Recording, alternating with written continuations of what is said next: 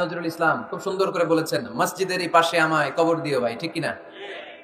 মসজিদেরই পাশে আমায় কবর দিও ভাই, যেন গড়ে হতে মুয়াজ্জিনের আযান শুনতে পাই। আমার ঘরের পাশে দিয়ে ভাই নামাজিরা যাবে,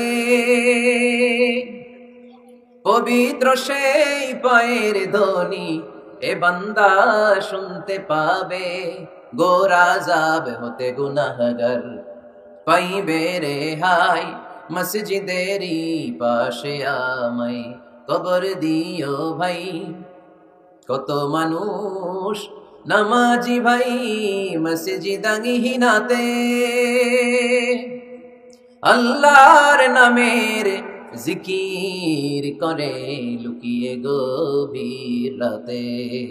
আমি তাদের সাথে ওই আল্লাহর নামে জপতে চাই, আল্লাহর নামে জপতে চাই। পড়েন সবাই, মসজিদেরই পাশে আমায় কবর দিও ভাই, যেন গড়ে হতেও মুয়াজ্জিনের আযান শুনতে পাই। চিল্লায় পড়তে হবে আমিন।